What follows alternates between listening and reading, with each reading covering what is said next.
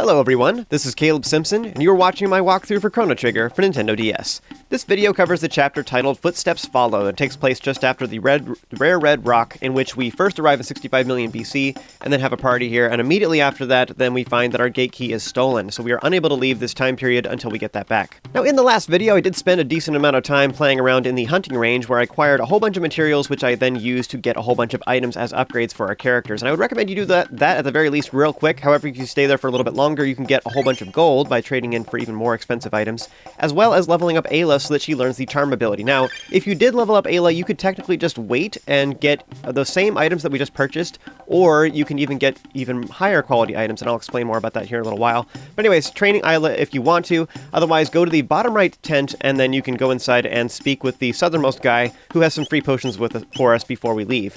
Now, in the remake, he gives you 4 potions, otherwise in the original, he only gives you 1. So do that real quick, and then continue on to the south. One of the villagers said that they saw some of the Reptite prints leading towards the forest maze in the south, and that is our next destination. So if any of that optional stuff sounds interesting to you that I spoke about a little bit ago, then refer to the previous video to see how to do that. Otherwise, continue on with me, and we're just continuing on with the main story. So, once we arrive in the forest maze, we will then meet up with Kino, who apparently admits to stealing the gate key from Chrono. And so that is apparently the person responsible. So he formed the Reptite prince just to, like, mislead people. However, once he got to the forest maze to try and hide it, some Reptites actually jumped him and stole the gate key from him and ran off with it. So it kind of accomplished the very thing he was trying to pretend like happened. So that was bad. Apparently Kino did this because he was feeling jealous because Ayla was spending time with the newcomers, in particular with Chrono, because he has the hots for her. But she likes Kino as well and plans to marry him and bear his children. So that is, we're not on the table for that anyway, and now he just feels sheepish about it. So Kino ends up going back to the village because Ayla tells him to, and we're going to continue facing off against the Reptites. I do also find it kind of ironic that of like all the things he could have taken, he took the worst thing. You know, because all the people here in 65 million BC, they have valued different things. They have no value for gold. They value Dreamstone, which Dreamstone actually is super valuable. But my point is, like, the things that they consider important are not what we consider important. They have a different value system. So along those lines, like, of all the things he could have taken, if he took like a shelter, ooh, who cares, you know? If he took some of our other key items, like the jet bike key, ooh, who cares? We have other options. It doesn't matter. We can even run through there now. We don't have to face against Johnny every time. But of all the things we could have taken, the gate key is like literally the worst case scenario. It's the most awful thing he could have taken for us right now, because now we're stuck. So it's just irony how that all worked out. Now, technically, actually, I think there's even a worse item that Kino could have stolen that would really mess things up for us unwittingly, but that's kind of a spoiler at this point in the game, so I don't want to really reveal it or talk more about it at this exact time, but I will mention it later on the walkthrough. But just know that things are not as bad as they could be. So next, head down the vines. If you stay on the right side, you can go down and grab that chest without causing the enemy encounter. Otherwise, if you go on the left side, then you will cause these 2 gold eaglets to attack. Now, these enemies will convert into a red variant if you smack them with something. So you hit them with an attack, but you don't kill them, they will turn into a red eaglet instead. Now, just so you know, you can actually charm ethers off them with Ayla, which those aren't really super worthwhile. They're okay. You can also, just as a comment, that's kind of nice about this, is because charm is kind of expensive, by getting ethers off them, you can use that to get more MP for Ayla. So this will, in turn, allow you to charm other, more valuable items off of other enemies around here. So, in that sense, maybe it is worth charming the ethers off of the gold eaglets. But yes, you can only charm the gold variant. Once they turn into red, then charming does nothing, just so you know. So if you're going to charm them, you need to do it at the first part of combat. And like I said, because turning them into the red variant is bad, you want to either do enough damage to kill them in the first place, or you want to go ahead and use only magic attacks, because ideally magic attacks will not cause them to change, is why. Physical attacks cause them to convert, and magical attacks do not. So how charm works, by the way, is you have a chance to miss, and this is because of Ayla's character level. The higher level she is, then the more likely it is that she will successfully charm them. And if you want to boost your chances, by the way, all you have to do is, if you have Marl in your party, you can use the dual tech twin charm. This will greatly increase your chance of successfully charming from the enemy. So if you want to guarantee that it happens, like especially against fighting bosses that can have very rare items on them, then that's a way that you can make sure that that happens. Now, as far as charm goes, though, just so you know, most enemies only have 1 item on them. So in this case, these Kill Wallas have petals, but also when you defeat them in combat, you also win a petal at the end of combat. Because of this, we ended up getting only 2 of those enemies actually successfully charmed. One of them missed, but so I ended up with a total of 3 petals, so which is much greater than just getting 1 petal in general. well. And those are pretty valuable. Like I explained in the last video, each item is worth about 750 gold or so. Now in this next area, you can hang over to the far left and go south, and you can avoid this combat entirely. Otherwise, if you touch the tracks in the middle, that will cause this combat against a winged ape slash, I'm not even sure how you pronounce that, B-A-O-B-A-O? Bow, bow, bow, bow, bow, bow. I don't know how you say this, but whatever. This guy, Bow Bow. These guys they usually give you a ruby vest when you charm them, but just so you know, a lot of the enemies here in 65 million BC, they can give you 2 different items. So this guy usually gives you a ruby vest, which is pretty valuable. Otherwise, you can also get a fang. So it is a chance for that to happen. Part of the reason why I point that out is don't necessarily just assume that if you get a fang off him, that means that's the only item that you can get, because he can charm either one. Like, for example, I've charmed some of those gold eaglets earlier, and I got a feather instead of getting an ether. So there's a chance for you to get just the material instead, but the materials are still worth a lot. In fact, in that specific example, the feather is probably worth more than the ether, although I have an abundance of feathers, so it doesn't really matter. But yeah, just keep in mind that there is some variance for the items that you receive from enemies. Now, most of the time it doesn't really matter too much, but I just wanted to point out in case you were like fighting enemies, you're like, oh, these guys only drop fangs, and nothing exciting here. But I would still recommend that you still charm them, because those can be traded for valuable items. In particular, the most notable case of this is actually Kilwalas. So these little guys just to the south, you can actually get a lot of money off them. And by the way, as far as these winged apes go, I would recommend you use an ice sword or a fire sword, because that'll take care of them in one hit. They're the biggest threat enemy here. They do the most damage, so I'd make sure you take care of them as soon as possible. But yeah, charming Kilwalas is a really smart thing, because they give you petals every time. Now, petals in and of themselves aren't necessarily all that valuable. However, there's something to know is you end up with an overabundance of feathers is what ends up happening. So we have tons and tons of feathers, but meanwhile, a petal plus a feather gives us the item that sells for the most at the trading post. So if you're going to be trading items, then petals are the most valuable item you can get, because each one of them is basically worth at least 3,000 gold, if not more. Like, eventually it ends up being worth 5,600 is what it ends up being worth if you come back here to 65 million BC later. So look at it that way. If you fight a combat where you have, say, 4 Kilwalas, and you make sure to like stall a little bit with Ayla so that you can charm all of them, then what happens is you get 4 for each, 1 for each Kilwala. Now so if each one gives you 5,600 gold for each, that's crazy. You get so much gold. Like, it's just insane.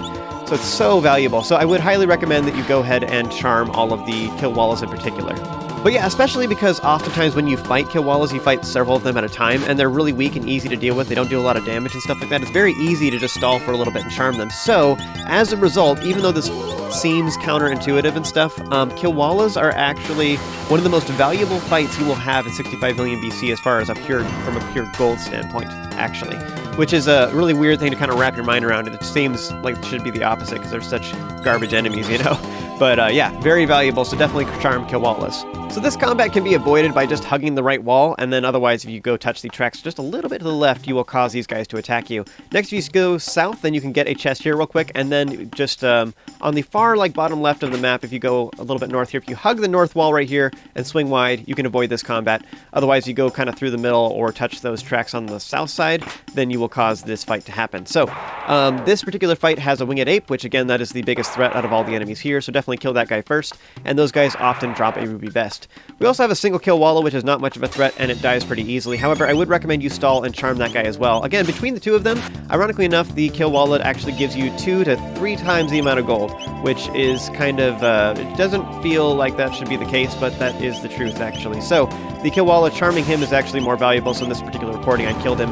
I was unaware of that math at the time, otherwise I would have prioritized that a little bit harder. Now, something you can do, just so you know, because we're getting all these ruby vests off these enemies, and we're also going to be getting a whole bunch of really good weapons off of the enemies in the dungeon, then something you can do, actually, is just only buy the helms, the stone helms from the trade shop or whatever, back in town. So if you just only get those for all your characters, and an extra one for a frog, by the way, so we can bring one back to him, then what happens is you actually get all the items you need in the dungeon, and it's great. So you don't have to worry about buying them. So instead, I bought a bunch of ruby vests earlier, so that was a bunch of potential wasted gold, because I could have been purchasing weapons to sell instead, and that would have been great. Also, something else I didn't know is actually, it might have been better if I didn't actually trade all my items yet, and the reason is because you actually can save your items and then trade them the next time we come to 65 million BC. So right now we're getting the stone helm, or getting stone helms and stone glowstone stuff, but later on we can actually get even higher quality weapons and such, which will sell for even more.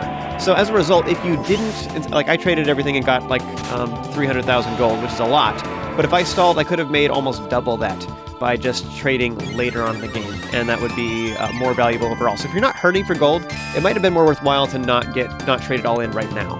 This particular combat can be avoided by either hugging the left or right side, and when charmed, remember that golden eaglets will give you either ethers or feathers. Now the feathers I don't really feel like are super valuable just because we end up with a ton of them. The ethers are moderately valuable in my opinion. Well, no, these guys do only have 400 life. They don't turn into red eaglets if you use magic on them.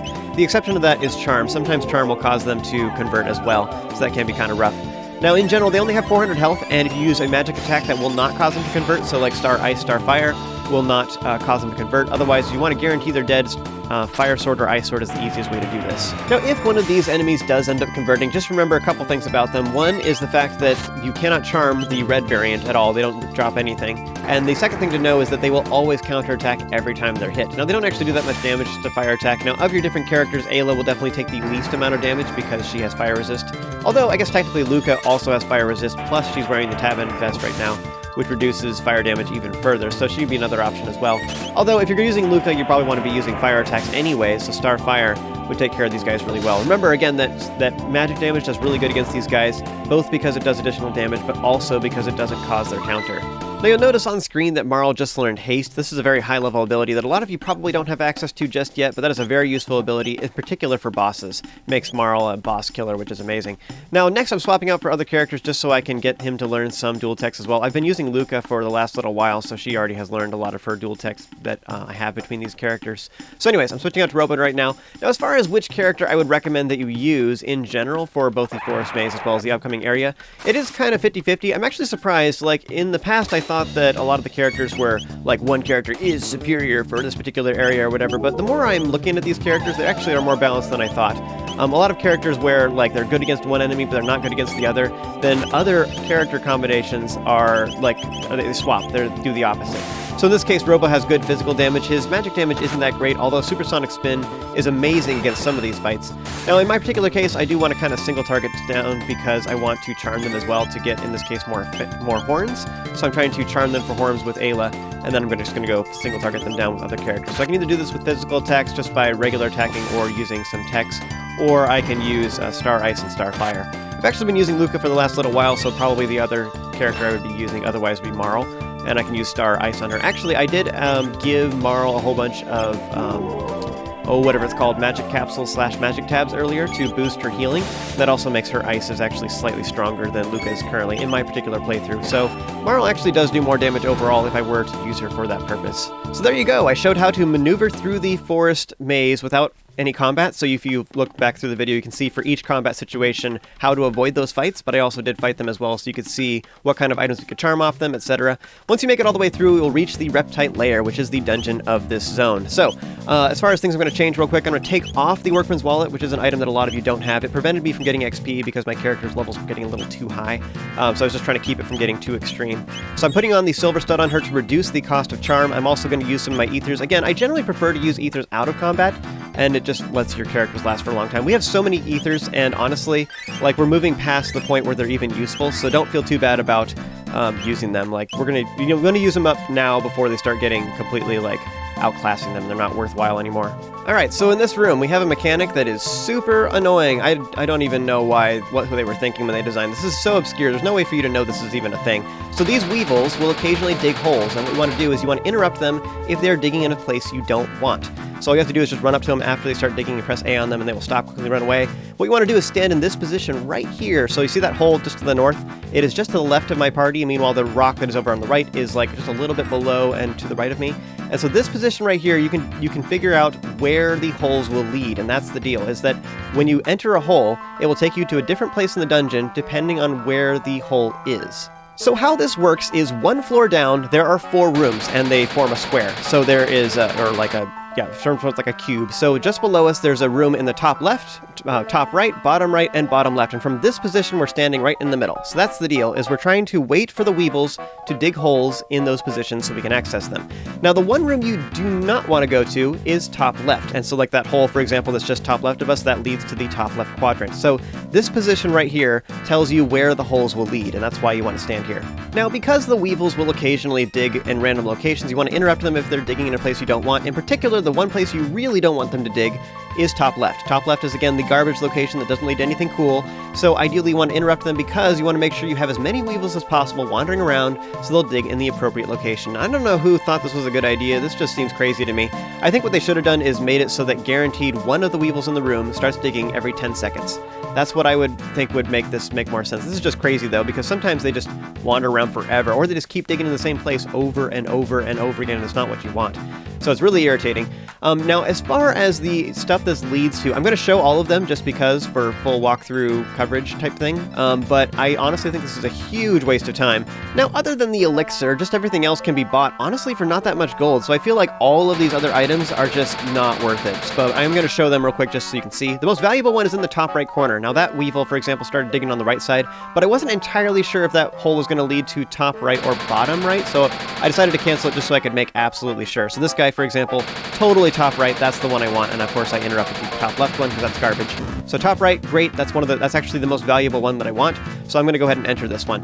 Here, what you want to do is go ahead and grab the goodies in the chest, and in this room, if you go to the left hole, it takes you to the center room so one floor down, there's actually 5 rooms, so that hole takes you to the center. That one's actually kind of garbage. What we want is actually the hidden room, which is over on the right side. This leads to an elixir, so what you want to do is wait for one of the weevils to dig on the right side of the screen, and if it digs on the left, then interrupt it, but just wait for that to happen. Sometimes it doesn't happen at all, like you'll literally sit here for 10 minutes and they don't dig at all, which is terrible. Now, for these particular combination of enemies, every time you attack the weevil, it will then counter by stealing health from one of the nearby plants, and the damage it does, honestly, isn't even that bad. So, what I'd recommend you do is actually charm the plants first, because the weevil will keep healing and you don't have to worry about it, but this will steadily kill the plants over time as well. So charm the plants first in case they die, and then go ahead and charm the weevil last would be what I recommend. Now, these enemies drop some really high quality weapons. These are actually what we're going to get the next time we come to 65 million BC. So this is a tier above what we purchased in the trade hut. Whatever. So this is really good items, actually. These are upgrades for all of our characters. But yeah, these items will sell for anywhere from 2,700 to 5,600 gold a piece, which is a lot. It's a very expensive item, so they're really great. And you can go ahead and just charm back and forth. Now, Ayla does have a chance to miss. If you want to guarantee that you have a greater chance of this, you can use Twin Charm with Marl, and that dual tech will have a much higher chance of success. However, as a comment, I don't really think it's too big of a thing to worry about if you have to use Charm multiple times, although it is very expensive MP-wise. So this is a very expensive ability because it costs 4 MP every time. So if you want to make sure that that doesn't cost as much, then just put the Silver Stud on Ayla, and that'll make this less painful for you. Because every combat like this, for example, I used it 4 times, I think, or 5 times, so that's like however much MP that is, it's a lot. If you don't have the Silver Stud on you. It's like half her MP right there. But once you've gotten all the goodies off these enemies, you can go ahead and finish them off with whatever you want. They are pretty vulnerable to Supersonic Spin, but I think one of the best abilities actually is going to be like Fire Sword or Ice Sword, and of the different enemies, definitely the plants would be the ones that have the most health. They have something like 316 health, meanwhile the Weevils only have 158. So actually just like one good hit, like that crit from Chrono, will take it out in one hit, actually. It's just the fact that it's healing every time is the only reason that it didn't happen the first time. So as I was talking about a little bit ago, the charmable items off a lot of these enemies are super valuable. So here we got a Dreamstone gun and a Dreamstone bow. Now you're not technically supposed to have these until later, the next time we come to 65 million BC. I think the reasoning for that is because they're thinking you wouldn't have access to charm at this point, but either way, that's still a really good upgrade. So if you want to charm, or you want to level up Ayla to the point where she has charm, it's amazing. Now, if you take the left hole, it will lead to a ruby vest. If you take the right hole, which is the hidden one that you have to wait for the weevils to uncover, then this will lead to an elixir, which is a very valuable item, and that is the most valuable. Out of all the holes, that's the one that's the most valuable. So next, once you get to the bottom floor, you should totally touch the Reptites that are next to the chest, and you should stun the Megasaur with Chrono's lightning ability. There was a tip that we got in one of the towns earlier. One of the people in the town told us that if you use lightning on dinosaurs, they will be stunned for a long time, which is great. So go ahead and use it on the Megasaur here to stun it for a while, and then you can deal with the Reptite in the meantime. These Megasaurs have an upgrade for Chrono, which is the Primeval Blade / Aeon Blade, so charming those off them is really amazing. But also, just so you know, if you end up with extras, they sell for 6,250 gold a piece, which is a lot. I would say on average for most of these combats, we're walking away with about 10k gold every time, which is really, really gross. That is so good. And so some of these combats you don't get as much, and other ones you get more.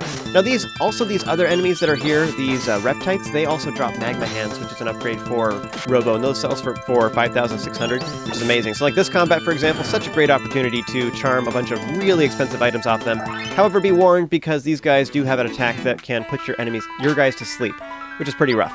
So it's up to you to decide what you want to do. These guys are very susceptible to just about anything, honestly. You can kill them all in one hit with a single, like, supersonic spin, which is a dual tech between Chrono and Robo, so that's really great. But if you want to stall, you can go ahead and charm them. Just be warned, you could end up in this awkward position where all of your guys are asleep. Now, if your characters do fall asleep, like, now that I'm, like, looking back at this, in hindsight, I think I totally should have used a Panacea/heal with Robo. I was just not doing it because I was feeling lazy, but I should have totally done it because, like, you know, sometimes I get in this mode where I feel like, oh, shouldn't do that. I should save my items. I shouldn't waste it, you know? But it's a Panacea. It costs 10 gold. Like, it's not a big deal. You can buy them in any town. It doesn't matter. They're so cheap.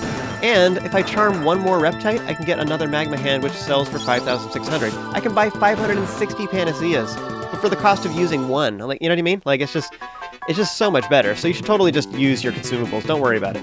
You know, all the combat I'm doing for this dungeon is super delayed because I'm trying to charm everything, so I'm doing that on purpose, but if you wanted to do this even faster, you totally could. So, like, some optimized strategies for that would be using, like, Star Ice/Star Fire on the Reptites, for example, or use, like, Robo's regular auto attack, or even, like, Robo Tackle, especially if you have that. Otherwise, Rocket Punch is, like, okay. So you could use that on the guy on the left, and then for the Megasaur, you want to use something like Thunder Chomp/Volt Bite would be really good. That's something that both characters will have access to, and it's just, or that you're going to have access to for every fight. It does really good damage to those guys and stuns them at the same time, so it's just a good ability here. In my particular case, again, I'm trying to delay it a little bit so I can guarantee I can charm off these guys.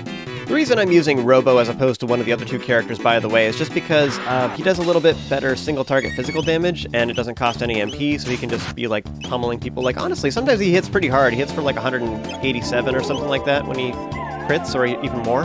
That's pretty good, so, like, a lot of these guys, I'm just trying to single-target them down, so that's a good choice.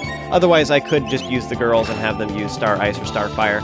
Or, even better, I could actually use, like, Fire Sword or Ice Sword, and that would be really good too, especially against, like, these Winged Apes, for example. So there is potential options for that, but it's more like the dual techs would be more when they get really good. I can use Supersonic Spin, but I actually don't want to kill all the enemies on the screen at once for most of these combats, so that's a thing.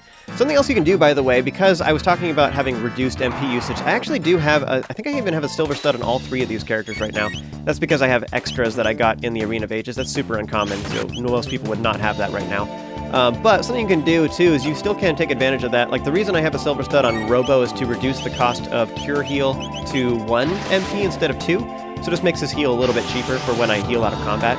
But something else you can do with that, you can still accomplish that same thing by using, like, you can have that Silver Stud on Ayla to reduce the cost of Charm for this section, so you're charming enemies during combat, and then out of combat you can just swap that accessory with Robo temporarily, just so you can heal up your party.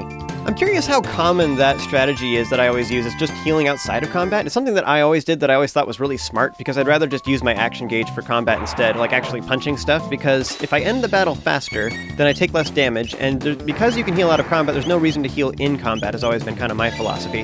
As long as you have more than enough health to survive, it doesn't matter. I also think the more times I've played this, I've just slowly grown more aggressive over the years. Seems like every playthrough I get more and more, like, aggressive with it. And maybe that's just in part just because am better able to gauge, like, what my power level is versus the enemies and stuff, and what I can actually take before things really go wrong, you know? But anyways, I just feel like, too, like, when I first played this, I was really shy about using my MP. I tried to never get below half, for example, MP, because I always wanted to just make sure that if things got really bad, that I could go ahead and hit them with a really hard-hitting attack or whatever. But now that I've played this many times, I'm like, boo, whatever, just use it all. It's a resource. If I'm not going to use it, then what's the point, you know? And besides all that, seriously, they designed this game in such a way where most of the time in dungeons like this, you're going to reach a save point so you can use a shelter, like, just about the time you run out of MP, for the most part. Like in this example, Ayla's using a lot of MP on all these charm abilities, which is great and everything. By the way, these enemies here are, these three enemies right here give the most valuable items. So the Megasaur definitely gives the most valuable item, and the other two Reptites give the second most highest value items. So that's actually a super valuable fight right there. Anyways, this is what I was just talking about. There's a Sparkly right here, so we can go ahead and save and use a shelter, and that'll restore all our MP, which is great. So, like, and honestly, I only used a bunch of MP on Ayla anyways. Robo didn't hardly use anything. So at this point, you can continue on straight towards the north, towards the boss, which is what I'd recommend. If you follow along with me, and I went in the top right corner, and then I went down to the right again, and I ended up at an elixir, that is the most valuable item in this entire dungeon, and it's like super great. So we got the most valuable stuff, okay? So I went on the most optimal, I went down the most optimal holes, and I got the most valuable items, then I went down to the basement and got all those items and stuff too. So I got the highest value goodies that are in this dungeon. The rest of them are just like potions and stuff, which... And another ruby vest. Ooh, ruby vest. It's like the lowest value item we can get here. So those are the things that are in the remaining holes. So what I'm going to do is I'm actually going to go back and show how to get them. So if you want to get them, you can, and I'm going to show you how to do that. I personally don't think it's worth it at all. So I would recommend you just continue on towards the boss, and that's why. Because, like, here's another way of looking at it too, especially if you have Ayla and she can charm, you can charm whatever enemies you want, and some of the, like, especially the Megasaurs, they give you a Primeval Blade, which sells for 6,250. Meanwhile, the High Ether, which is the second most valuable item in this entire dungeon, you can purchase those for 6,000. So yeah, like I was saying, if you are charming items off of enemies, we're making on average somewhere between like 5,000 to 20,000 gold per fight. And if the highest value item only costs 6,000, like the lowest value thing is that ruby vest, which only sells for 1,800. Like, why would you go super far out of your way to earn a ruby vest when you can make 3 times that much off one enemy? Just one enemy, one of them.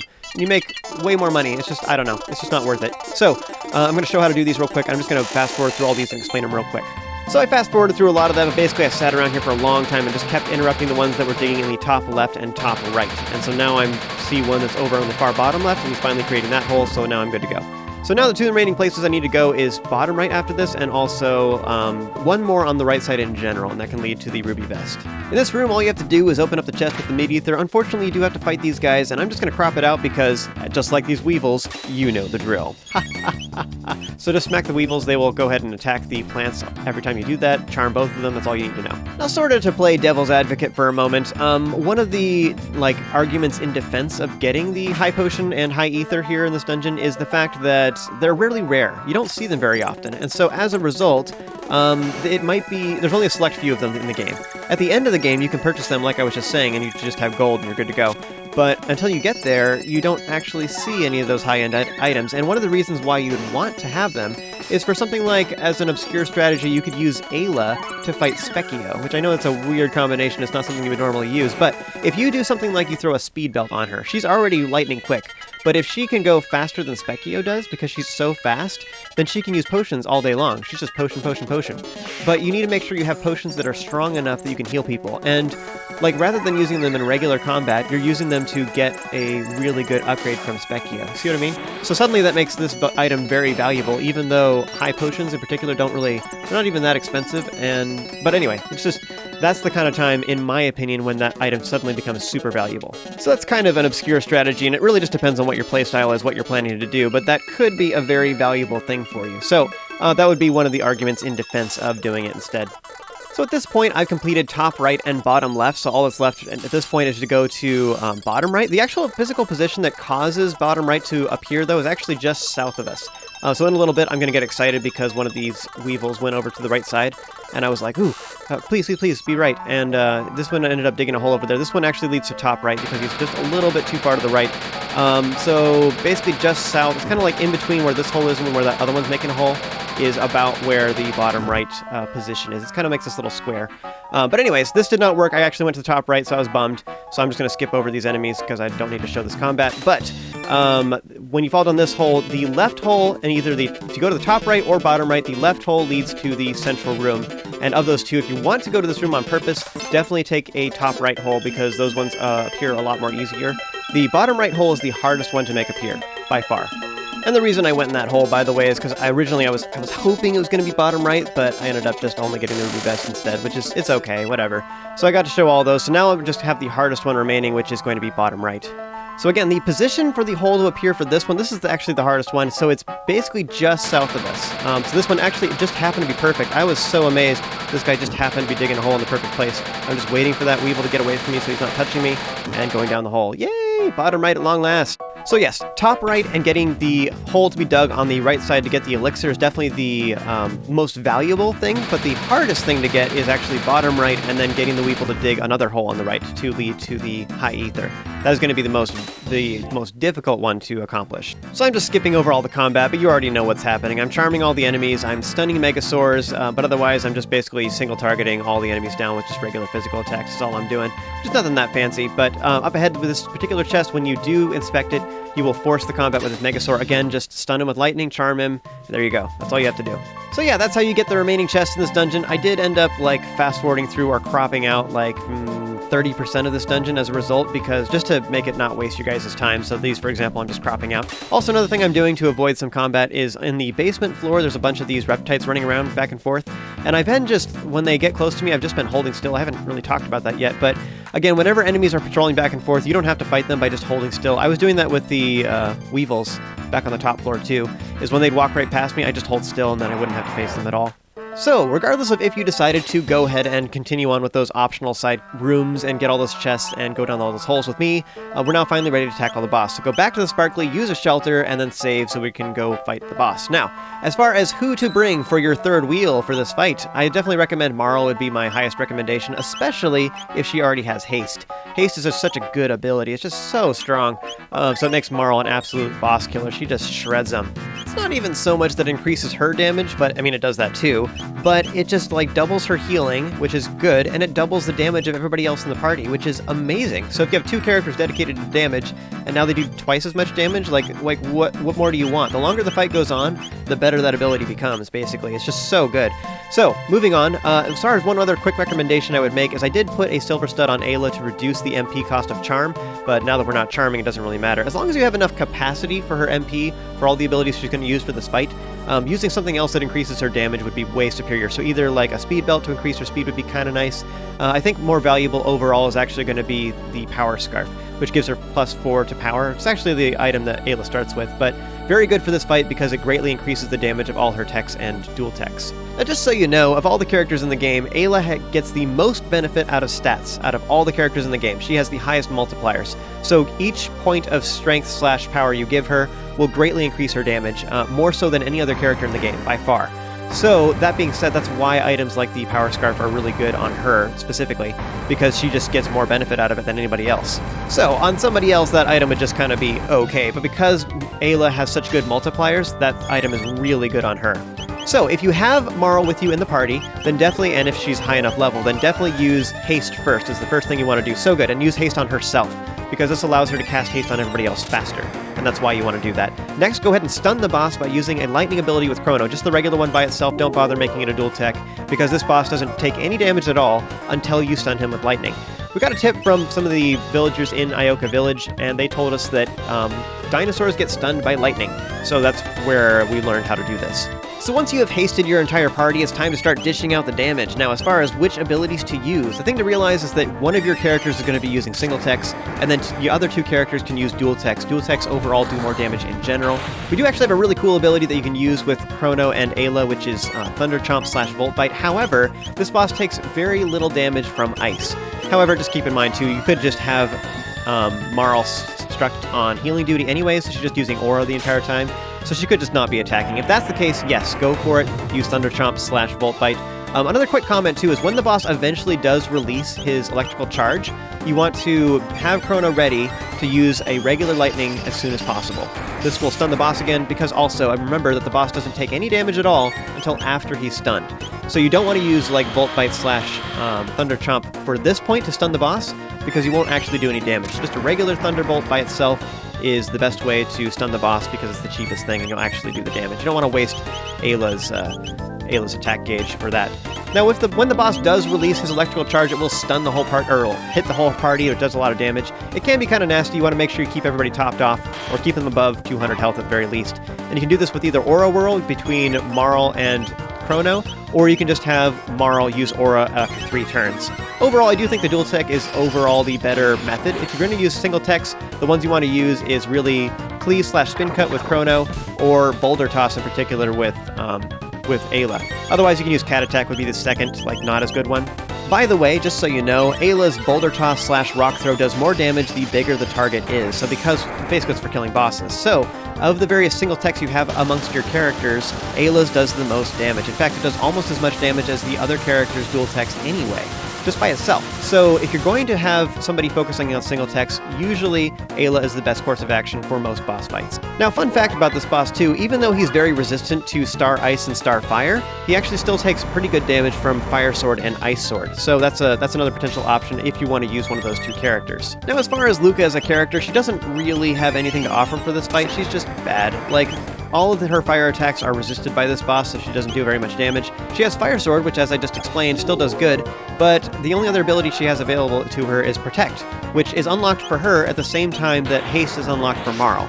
Now, what Protect does is it greatly increases your physical resistance, but this boss doesn't really do physical damage, because, especially, the only way that this boss can do physical damage is if the stun is worn off. And if the stun's worn off, you're not doing any damage anyway, so, like, if you're taking too much damage from physical, that means that you are waiting way too long to reapply it, and you're doing something wrong. So, that all being said, Protect is worthless for this fight. And like I was explaining earlier, you get Protect with Luka at the same time you get Haste with Marl. So, in that tier, Marl is just better. So basically the only thing that Luka can do that's any good at all for this fight is the fact that she has a dual tech with Chrono that does pretty decent damage. But Marl can do that too. So, and then meanwhile Marl can heal and Luka can't. You're relying on potions or you're using Ayla's Kiss. But again, Ayla's single target tech, Boulder Toss / Rock Throw, is the highest damage single tech that you even have for this entire fight. So putting her on healing duty when Ayla isn't a very good healer at this point, it's kind of counterintuitive. It's the exact opposite of what you want to do. So, all that being said, Luka is worthless for this fight. She's terrible. Everything that she can do, Marl can do better, so just sort of sad. So don't use Luka for this fight. I decided I would go ahead and show a fight of using Luka just because I can. This is like the hardest combination, basically, to fight this boss, so, you know. Like I was saying earlier, as soon as the boss's stun wears off, you want to reapply it with Chrono as soon as possible to avoid the physical damage that this boss deals. Now, with any party composition, whether you're using Luka or not, even though Luka isn't all that great, if you can kill him before he gets off another electric discharge, that's all you really have to do. And as you've noticed, like, most of these dual techs are doing like 800 damage or more, and then meanwhile, like, Ayla's single target tech, her Boulder Toss especially, does like 650. So, you know, you have one of each of those, you're already getting way over 1,000 damage in, and so you do that 4 times and you win. So, even though this guy's going to release Electric Discharge soon, it doesn't matter because he's so close to dead. Probably the biggest nail in the coffin for justifying using Luka is the fact that she's so slow. I actually fed her a whole bunch of speed tabs, and she's wearing a speed belt, and she's wearing the tab and vest to increase her speed by a total of 4. So she has all this extra speed just to make her comparable to Chrono so that she can use dual techs like Fire Sword. That's just to get her kind of at least comparable to other characters. That's something that I did, so that last fight would be even rougher if you didn't do all that excess stuff that I already did, that great pre-prep ahead of time to make her more of a viable character. So, at that point, if she's so slow that you cannot rely on her for using Fire Sword, then at that point she's just on duty of doing Star Fire, which I already established is a bad ability. It doesn't do any damage to him. So, if all that Luka has to offer is Star Fire, that's horrible. Like, that's just awful. There's no reason to use her for this fight. Unfortunately, Robo is kind of in a similar boat. He's also incredibly slow. Now, again, I personally have fed him a whole bunch of speed tabs, so he's significantly faster. Also, he does not have the tab and vest, though, so he's a little bit slower than Luka overall. But, so he suffers from that same problem. As far as abilities he can use, basically the only thing he has that's of worth is Cure Beam, which again is not as good as Marl's Aura because it just heals for less and takes longer, and it costs more MP. And then also, the other thing he has is he has a physical attack, which would be Robo Tackle, and that's actually pretty good. So if he has access to that, that does more damage than Star Ice and Star Fire, but not by much. Unfortunately, Robo's dual techs at this point with this team composition is all focused on hitting all enemies on the screen, so it's not really suited to a boss fight at all. As a comment though, just so you know, if you are playing in New Game Plus, Robo should have access to Heal Beam, which heals the entire party, so that's great for using after the static discharge.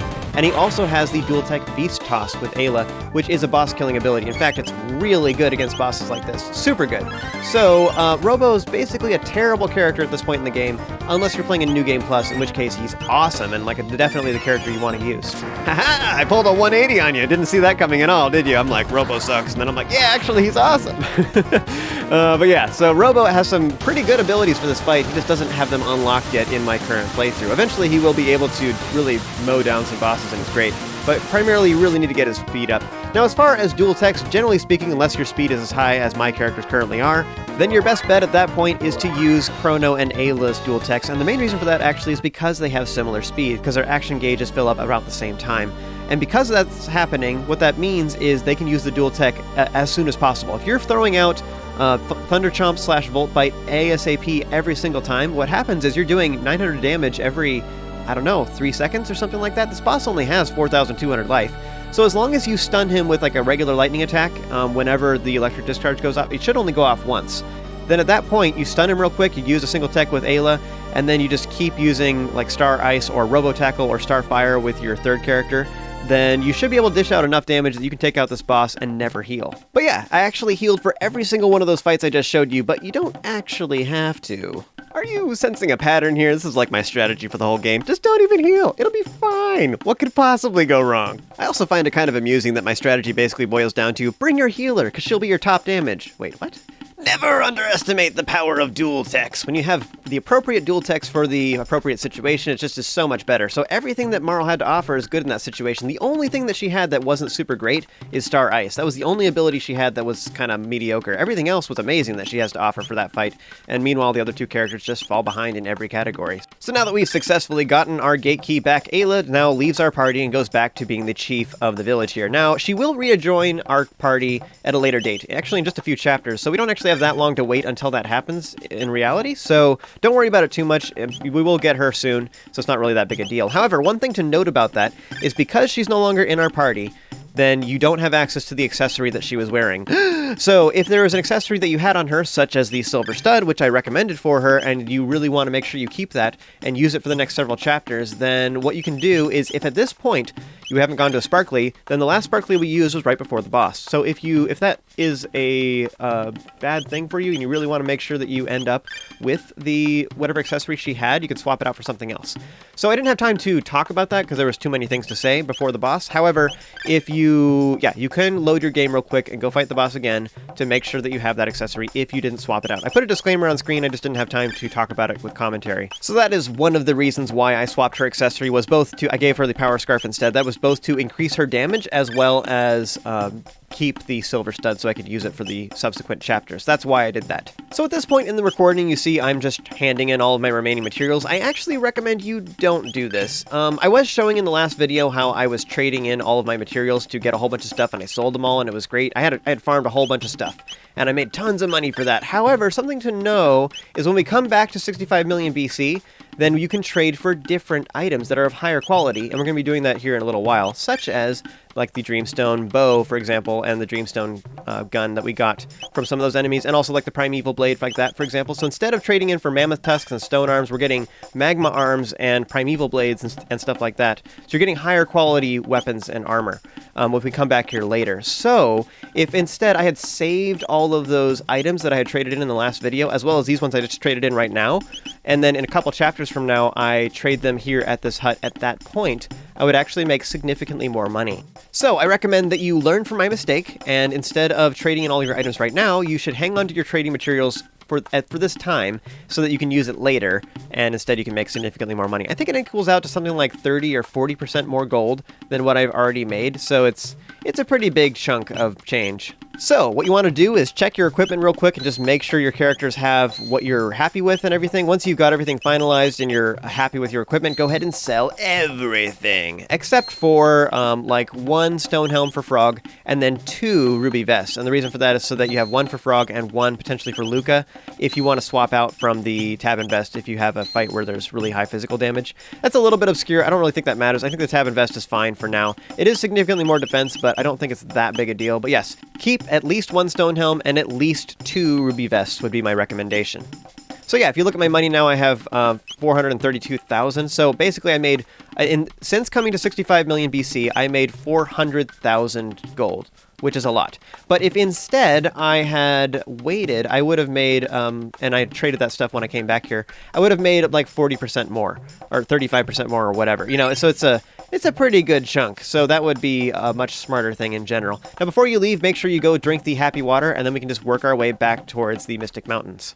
So on our way back, you want to use either Robo with Supersonic Spin, or you can use Luca with Fire Whirl. Although, as another comment too, if you leveled up enough, you can have Lightning 2, Water 2, and Fire 2, and those would be really good abilities that would hit all the enemies on the screen. They are very expensive, they're not very efficient or anything. In fact, I don't think the damage you get from them is all that great in general. However, you know, we're about to go to the end of time, and we're going to just use the Sparkly there to heal anyways and restore our MP, so it doesn't really matter, so you can go ahead and do it. The one thing I find sad about all of these full screen damaging attacks is I just think the graphics on them look kind of dumb. Like, a lot of the other attacks I think look really sweet, and all these multi-target attacks like this just look really stupid in my opinion. But yeah, the amount of damage you get per MP for these abilities is really bad. They're not very efficient at all, so only use them if you can have more than enough MP to spare, so we're going to heal soon, and that's why. Now this fight up ahead, you can actually sneak past these guys by just holding still and letting them walk past you, or dirt past you, eventually. Well, now we know why the dinosaurs went extinct, I guess. Well, my friends, that concludes this video. If you enjoyed this and found it helpful, be sure to hit that like button, subscribe, and hit that bell so that you're notified the next time I release more content just like this. As always, stay awesome, have an amazing day, and I'll see you next time.